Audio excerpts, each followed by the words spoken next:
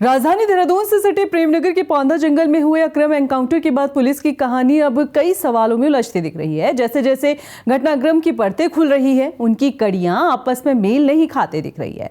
सबसे बड़ा सवाल तो यही है कि जिस अक्रम को 30 अप्रैल को अदालत में पेश होना था, तो फिर उसे पेशी से चंद घंटे पहले लूट जैसी वारदात को अंजाम देने की जरूरत क्यों आन पड़ी। इस एनकाउंटर की पूरी कहानी में सबसे कमजोर कड़ी ही यही है, क्योंकि अक्रम ने ऐसी वारदात कर पुलिस का ध्यान अपनी ओर क्यों खींचा, ये सवाल उठ रहा है। उधर परिवार एनकाउंटर की वजह करोड़ों की जमीन बता रहा है, जिसका लेन देन हो चुका था। प्रेमनगर थाने में, देहरादून में प्रेमनगर, ये रायपुर थाने में से दोनों में से हुआ। तो उसके बाद फिर हमने जानकारी निकलनी तो पता चला कि हाँ ये सच्ची बात है भाई, इनकाउंटर हो गया। मतलब ऐसा जैसे हम 15 दिन पहले यहीं से हमारे अब्बू जी गए थे कोल्डो में, उनके पास में थे, काम कर रहे थे। काम उनका लड़का बीमार हो रहा था भाई, तो वही के अपने पैसे पासे ले के वो गए हुए थे यहाँ तो बेचारे।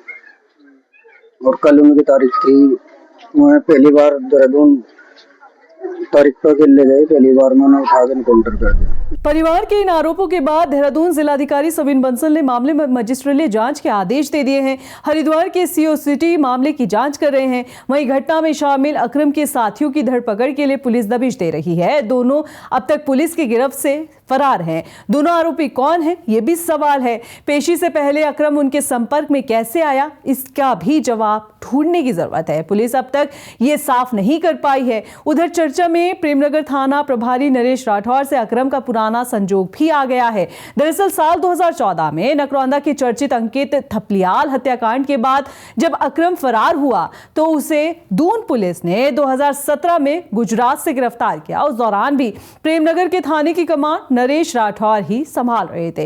राठौर गिरफ्तारी वाली टीम का भी हिस्सा थे। लगभग 9 साल बाद अक्रम की उसी थाना क्षेत्र में पुलिस मुठभेड़ में मौत हुई है। और इत्तेफाक देखिए कि इस समय भी राठौर ही प्रेमनगर थाने के प्रभारी हैं। ऐसे में परिवार का पुलिस के दावों पर यकीन करना मुश्किल है कि पौंधा रोड पर पेट्रोल पंप कारोबारी से लूट हुई और अक्रम और उसके साथियों का पीछा किया गया। जंगल में मुठभेड़ में अक्रम मारा गया और उसके साथी मौका पाकर फरार हो गए। बहरहाल देखना यह होगा कि मजिस्ट्रेट जांच से क्या कुछ निकलकर सामने आता है। सीसीटीवी फुटेज, पोस्टमार्टम रिपोर्ट और अक्रम की कॉल डिटेल कैसी टूटी हुई कड़ियों को जोड़ती है। इस रिपोर्ट को लेकर आपका क्या कहना है, आप हमें कमेंट कर सकते हैं। आप देख रहे थे खबर उत्तराखंड, मैं थी आपके साथ रक्षंदा खान। कल फिर हाजिर होंगे किसी और मुद्दे के साथ। नमस्कार।